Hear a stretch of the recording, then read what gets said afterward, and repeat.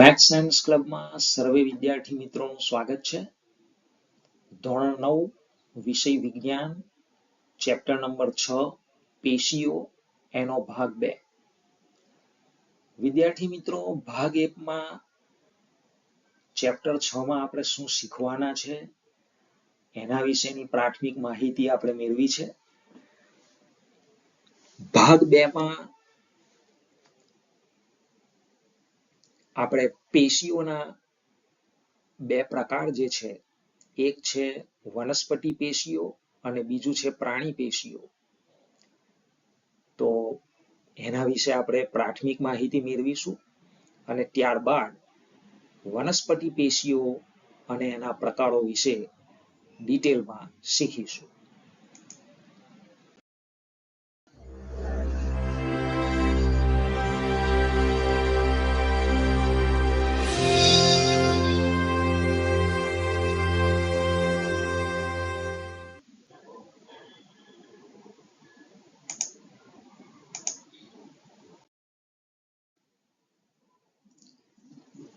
તો સૌપ્રથમ વનસ્પતિ પેશીઓ વિશે આપણે માહિતી મેળવીશું. તો આપણે વનસ્પતિ પેશીઓ શું છે અને તે કેવી રીતે કામ કરે છે તે સરળ ભાષામાં સમજીએ તો આપણે છોડના વિકાસમાં મદદ કરતી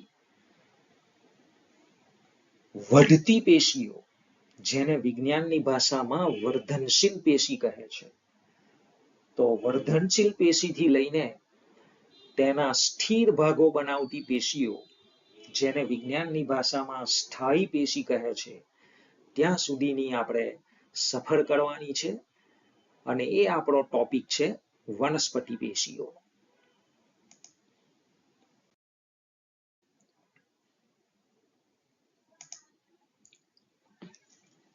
તો વિદ્યાર્થી મિત્રો, વૃદ્ધિ કરનારા કોષોની શું ખાસિયતો છે તે સૌપ્રથમ આપણે જાણીશું.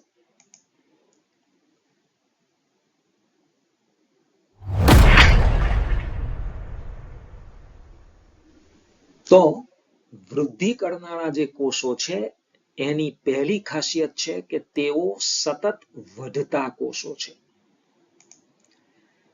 એટલે કે આ કોષો હંમેશા કામ કરતા હોય છે અને પોતાની સંખ્યા વધારવા માટે સતત વહેંચાતા રહે છે. એટલે કે એમનું સતત વિજ્ઞાનની ભાષામાં વહેંચાતા રહેવું એટલે વિભાજન થતું રહે છે, જેથી છોડ મોટો થઈ શકે, એટલે કે છોડની વૃદ્ધિ થઈ શકે છે.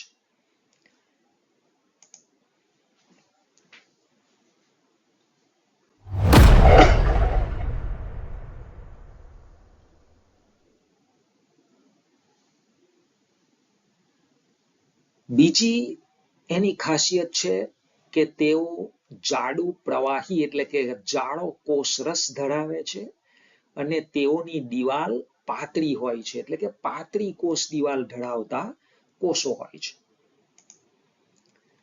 તેમની અંદરનું પ્રવાહી, જેને વિજ્ઞાનની ભાષામાં કોષરસ કહે છે, એ ઘટ્ટ હોય છે, એટલે કે જાડું હોય છે અને તેમની બહારની દિવાલ, જેને કોષ દિવાલ કહે છે, તે પાતળી હોય છે, જે તેમને સરળતાથી વહેંચવામાં એટલે કે એમનું વિભાજન થવામાં મદદ કરે છે.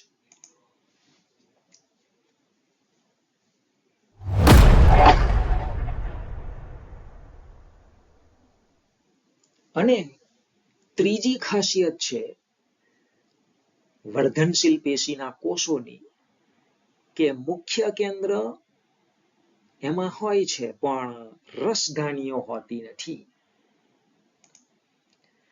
કે આ કોષોમાં એક સ્પષ્ટ કેન્દ્ર હોય છે, જેને વિજ્ઞાનની ભાષામાં કોષ કેન્દ્ર કહે છે, પરંતુ પાણી કે ખોરાકનો સંગ્રહ કરતી રસધાનીઓ હોતી નથી, કારણ કે તેમને સતત કામ કરવાનું હોય છે આ કોષોને, એટલા માટે તેઓમાં રસધાનીઓ હોતી નથી.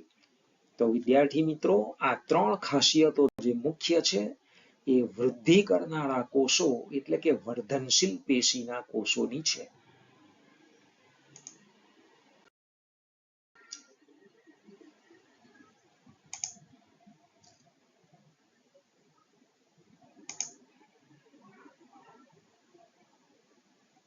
તો વૃદ્ધિ પામતી પેશી, જેને વિજ્ઞાનની ભાષામાં વર્ધનશીલ પેશી તરીકે ઓળખવામાં આવે છે.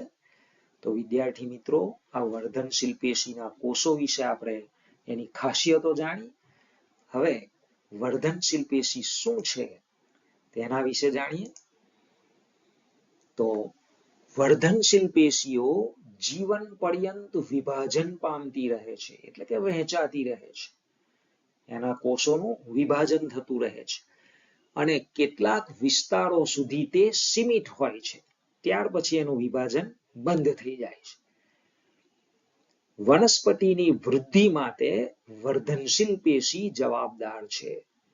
વિદ્યાર્થી મિત્રો, આપણને પરીક્ષામાં પ્રશ્ન પૂછી શકે કે વનસ્પતિની વૃદ્ધિ માટે કઈ પેશી જવાબદાર છે? તો જવાબ છે વર્ધનશીલ પેશી. ઇંગ્લિશમાં જેને કહેવામાં આવે છે મેરિસ્ટેમેટિક ટિશ્યુ.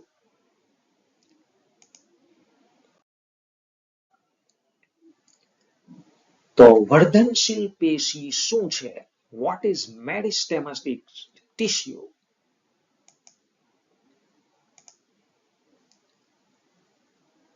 તો વનસ્પતિઓમાં વૃદ્ધિ અમુક ખાસ જગ્યાએ જ થાય છે. આવી પેશીને વર્ધનશીલ પેશી, ઇંગ્લિશમાં મેરિસ્ટેમેટિક ટિશ્યુઝ કહેવાય છે.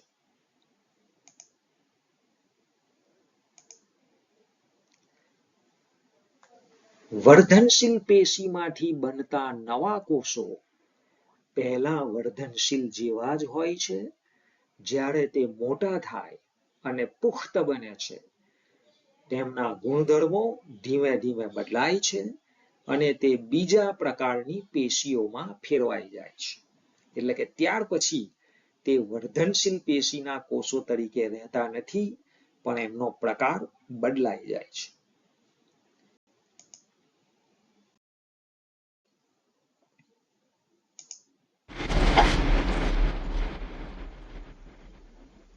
તો વિદ્યાર્થી મિત્રો, આને સમજવા માટે આપણે એક પ્રયોગ અહીંયા સમજવાનો છે કે ડુંગળીના મૂળની વૃદ્ધિ. આપણો આ પ્રયોગ છે. તો આ પ્રયોગ માટે પહેલું સ્ટેપ છે કે બે કાચના ગ્લાસ લો. અહીંયા આપણે જોઈ શકીએ છીએ જાર 1 અને જાર 2. અને તેમાં પાણી ભરો.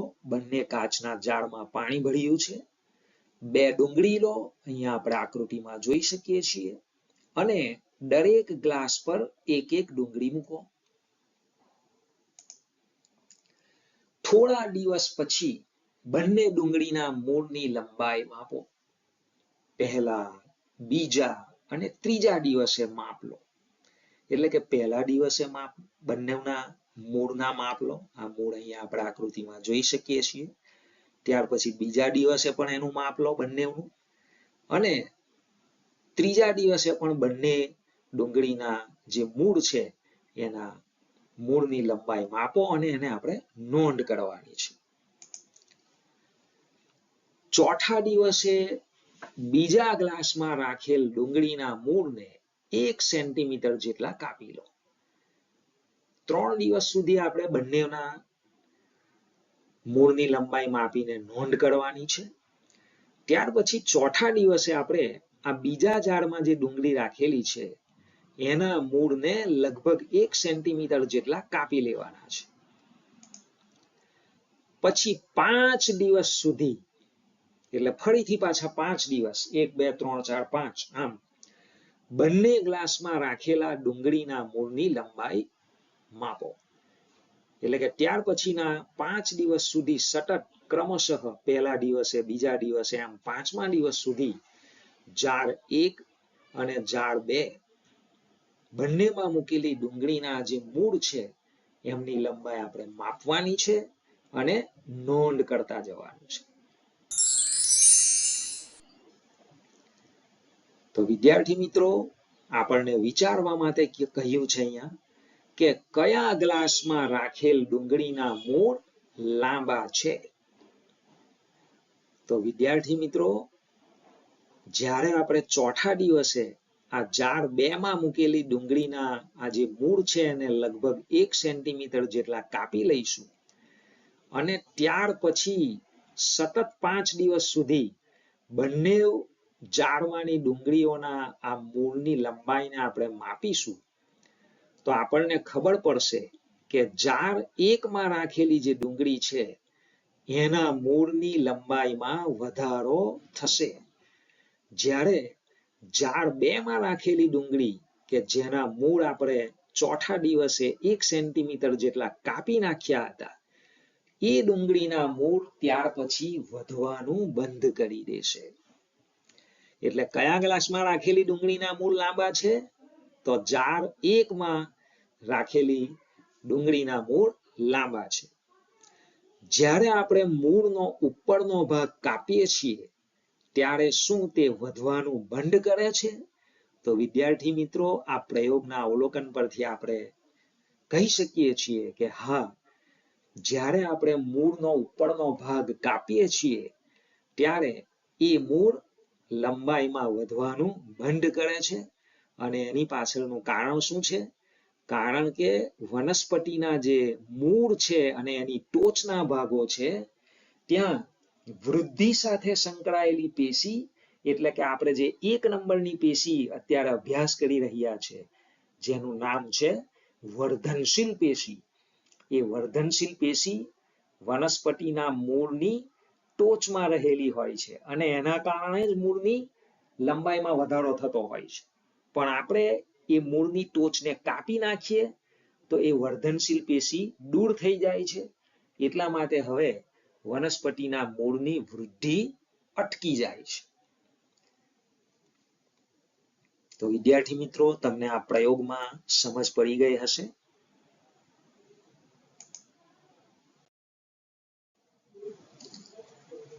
તો હવે આપણે વર્ધનશીલ પેશીના જુદા જુદા પ્રકારો વિશે શીખવા જઈ રહ્યા છીએ. વર્ધનશીલ પેશી શું છે તે આપણે એક પ્રયોગથી પણ સમજી લીધું કે વનસ્પતિની વૃદ્ધિ સાથે સંકળાયેલી જે પેશી છે એનું નામ છે વર્ધનશીલ પેશી. હવે આપણે એના જુદા જુદા પ્રકારો શીખીશું જેનાથી આપણને ખ્યાલ આવશે કે કયા પ્રકારની વર્ધનશીલ પેશી વનસ્પતિના કયા ભાગમાં આવેલી હોય છે અને એ શું કાર્ય કરે છે.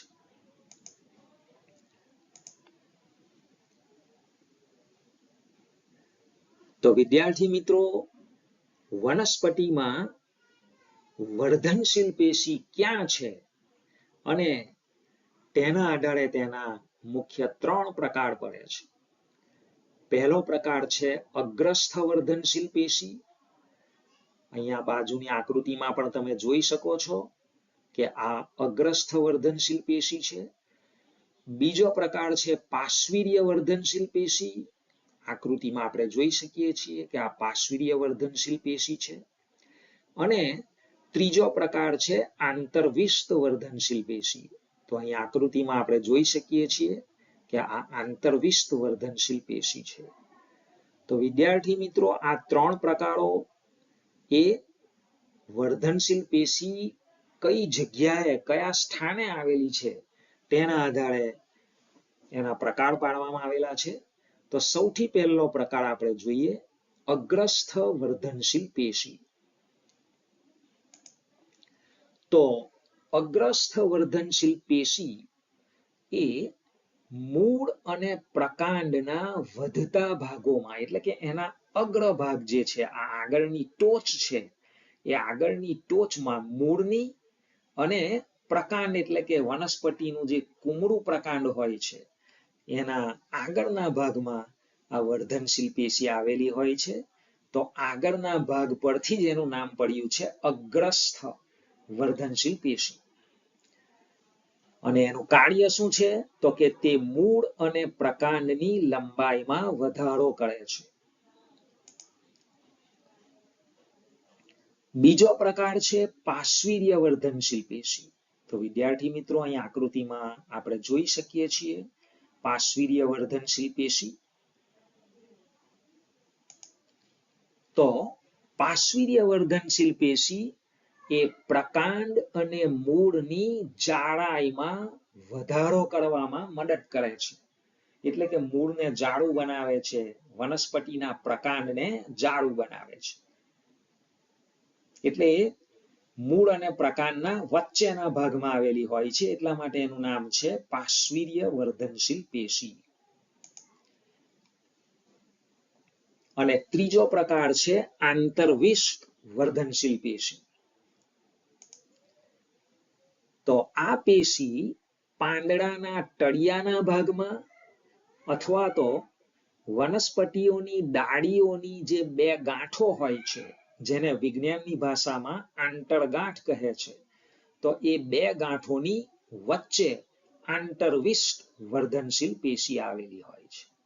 એટલા માટે જ એનું નામ પડ્યું છે આંતરવિષ્ટ.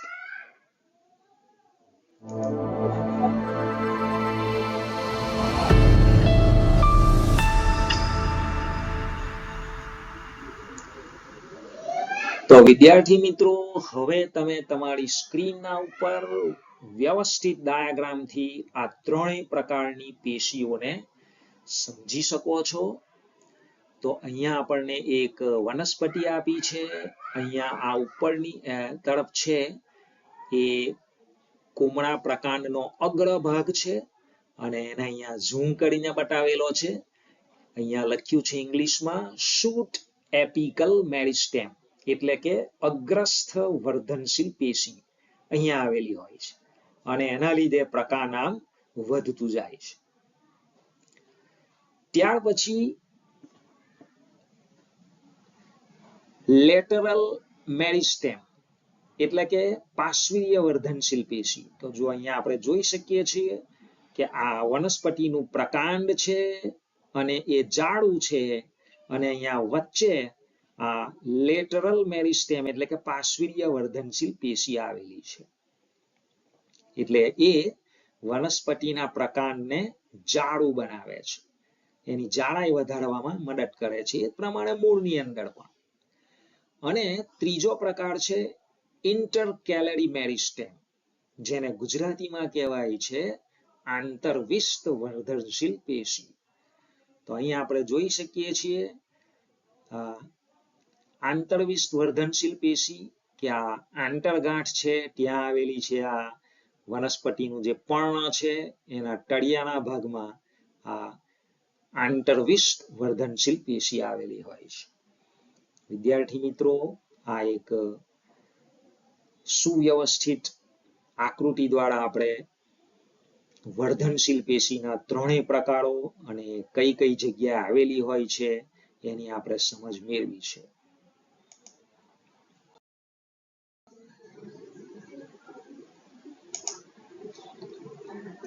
તો વિદ્યાર્થી મિત્રો, આપણે આ વર્ધનશીલ પેશી અને એના ત્રણેય પ્રકારો વિશે ડિટેલમાં માહિતી મેળવી છે. તો ફરી આપણે એને દ્રઢ કરીશું, એનું રિવિઝન કરીશું કે આપણે વર્ધનશીલ પેશી વિશે કઈ મુખ્ય વાતો શીખ્યા. તો પહેલી મુખ્ય વાત છે કે વર્ધનશીલ પેશી એ વૃદ્ધિનું કેન્દ્ર છે. કે વનસ્પતિઓ અમુક ખાસ જગ્યાએ જ વધે છે અને તે જગ્યાએ વર્ધનશીલ પેશી હોય છે. તો કઈ ખાસ જગ્યા છે વનસ્પતિની વૃદ્ધિમાં? એક તો પ્રકાંડ અને બીજું મૂળ અને પર્ણનો નીચેનો ભાગ. બીજી ખાસ બાબત આપણે શીખ્યા વર્ધનશીલ પેશીમાં તો એ છે કોષ વિભાજન.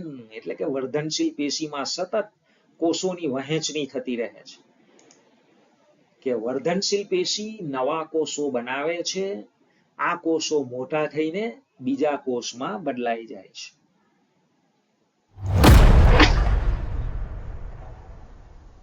અને ત્રીજી મુખ્ય બાબત કે વર્ધનશીલ પેશીના ત્રણ પ્રકાર છે. અગ્રસ્થ વર્ધનશીલ પેશી કે જે પ્રકાંડ કે મૂળની લંબાઈ વધારવામાં ઉપયોગી છે. બીજો પ્રકાર પાર્શ્વીય વર્ધનશીલ પેશી કે જે પ્રકાંડ અને મૂળની જાડાઈ વધારવામાં મદદ કરે છે. અને ત્રીજો પ્રકાર છે આંતરવિષ્ટ વર્ધનશીલ પેશી, કે જે પર્ણના તળિયાના ભાગો અને ડાળીઓમાં આંતરગાંઠોમાં આવેલી હોય છે.